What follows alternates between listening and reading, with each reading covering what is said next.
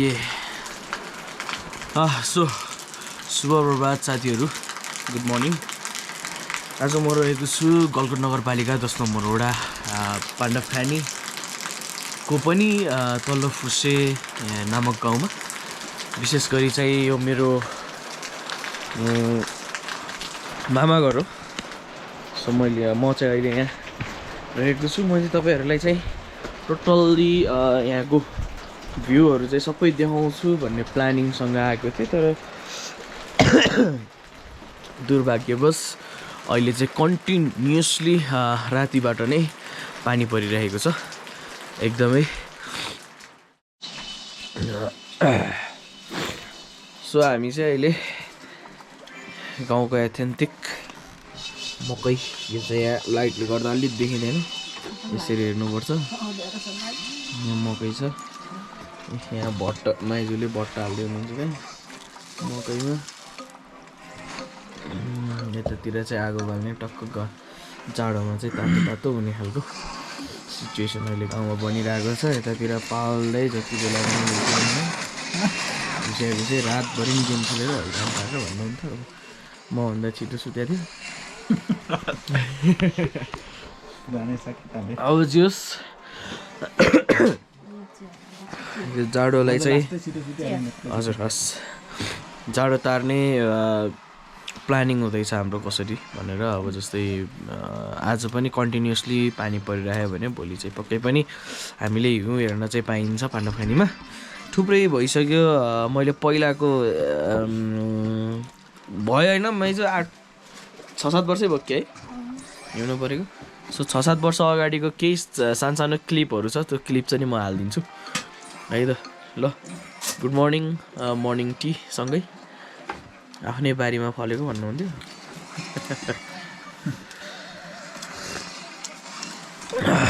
हामी चाहिँ यहाँ खाँदैछौँ। यो चाहिँ आफ्नै बारीमा फलेको मकै भटमास है त। अब मुखै नधोइकन खाने कस्तो पातेकी रहेछ यो त भन्नु होला, तर भन्नुहोस् यो जाडोमा मलाई मुख धुनु मन छैन।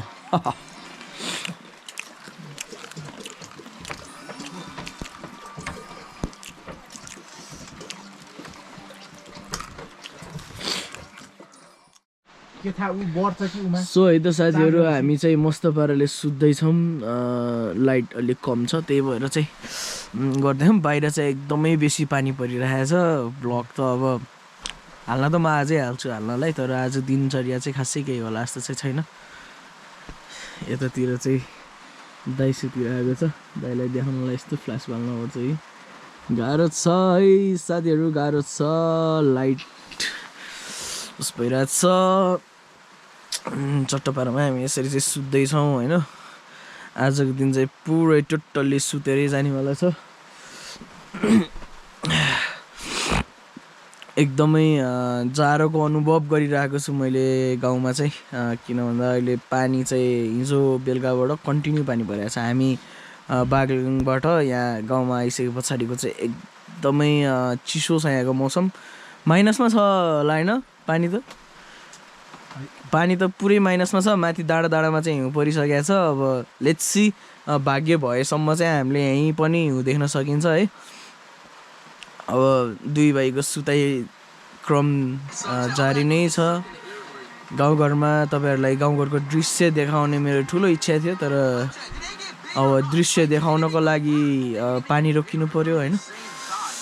एकदमै चिसो छ मौसम है। सबैजना राम्रोसँग घरमै बस्नु होला, यो जाडोमा बाहिर ननिस्किनु होला, मजाले सुत्नु होला होइन। के भन्न सकिन्छ र अरू त यहाँ यसरी टक्क कम्बल, 2टा कम्बल खपाएर सुतिरहेको छौँ दुईजना जाडो मौसममा है त। अब चाहिँ टक्क पारामा फोन पनि चार्ज गर्नु पर्यो, क्यामेरा फोनमा पनि चार्ज गर्नुपर्छ है त। तपाईँहरूलाई हामी अब एकछिनमा खाना खाने बेलामा भेटौँला है त।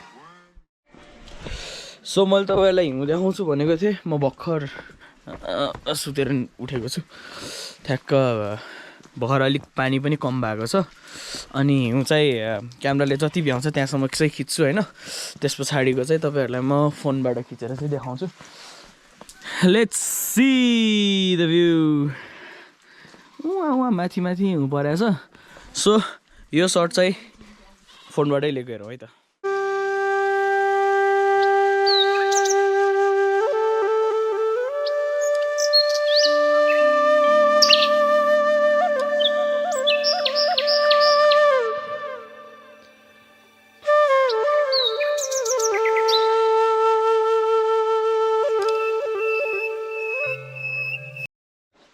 ल है त साथीहरू अब चाहिँ हामी यो एथेन्टिक झोला बोकेर गाउँले झोला बोकेर हामी चाहिँ जाँदैछौँ मेरो मासतिर घर मेरो बुबाको घर यो चाहिँ मेरो मम्मीको घर हो है त साथीहरू यो एथेन्टिक झोला है यो बोक्दैछु टक्क पारेमा अब जानुपर्छ धेरै लामो भ्लग हुँदैन हामी माथि गइन्छ माथि गए पछाडि यसो भेटघाट गरिन्छ त्यति मात्रै हो त्यस पछाडिको चाहिँ हामीले भ्लग चाहिँ हामीले इन्ड गर्छौँ किन भन्दा मैले भ्लग आधाउधी एडिट पनि गरिसकेको छु अनि आधाउधी एडिट गर्दाखेरि चाहिँ कस्तो भइदिइसक्यो भन्दाखेरि 5 मिनटभन्दा ओभर भइसकेको छ सो 10 मिनटभन्दा तल नै भिडियो बनाउने मेरो प्लानिङ छ सो माथिदेखि गएर भेटौँ है त भोटे हैन र सो ल है त हामी चाहिँ अहिले आइसकेको छौँ हाम्रो घरमा दिस इज माई हाउस भोटे हैन होइन यो त होइन सो हाम्रो घरको चाहिँ यस्तो छ यतातिर चाहिँ यहाँ बनाइसक्नु भएको छ यहाँ जितामा निस्किनु भएको है अनि यहाँ चाहिँ यो हाम्रो गोठ हो अहिले भर्खर रिनोभेसन गरेको छ यहाँ तलतिर सलतिर सबै अनि यो चाहिँ हो हाम्रो घरबाट टक्क उताएर अनि पुरै हिउँको सिनेरियो यता पनि हिउँ छ अनि यो चाहिँ हाम्रो गाउँ है त टक्क ल्यान्डस्केप हेर्ने अन्त बवालै छ क्या हाम्रो गाउँको त पुरै पहाडको बिचमा गाउँ यस्तो छ यो सबै पहाड छ अनि यो चाहिँ माथि मेरो जेठोबाको घर हो यो सबै हाम्रो नै हो है त यता बाबा हुनुहुन्छ है बाबाको लगाई गाउँमा आए पछाडि सबै चेन्ज भयो फेसन गरेर हिँड्ने भयो फेसन गरेर हिँड्ने भयो यहाँ गाउँमा आएपछि पुरै गाउँले स्टाइलमा सो है त साथीहरू अहिले चाहिँ हामी गाउँमा आइसक्यो के अरे घरमा आइसकेको छौँ अब चाहिँ देखाउनको लागि चाहिँ केही पनि छैन त्यस्तो बेसी अहिले डाँडातिर गयो भने 1-2वटा तपाईँहरूलाई सर्टहरू देखाउँछौँ है त ओके सो हामी चाहिँ अहिले आइसकेको छौँ डाँडाको चाहिँ उयो सिनर छ यहाँबाट टक्क म तपाईँहरूलाई चाहिँ अहिले भ्यू देखाउँछु यतातिर हुनुहुन्छ मेरो दाइ जेठो दाइ अलिअलि देखिरहेछौँ हामी अनि यता उस जेसिबी उहाँ तल गर्दैछ टक्क ल्यान्डस्केप चाहिँ हाम्रो गाउँको खतरा छ है तर हिउँ चाहिँ तलै आउँछ कि भनेको आएन टेन्सन चाहिँ त्यही हो सो है त अब एकछिनमा चाहिँ हामी टक्क डाँडातिर जान्छौँ 2-4वटा टिकटक भिडियो पनि हान्छौँ त्यस पछाडि चाहिँ हामी ब्याक टु घर जाने हो सो डाँडाको एउटा भ्यू देखाउँछु त्यस पछाडि चाहिँ सबैजनालाई भोलिको भिडियोमा भेटौँला सो लाइक सेयर र सब्सक्राइब गर्न चाहिँ नबिर्सिनु होला है त बाई बाई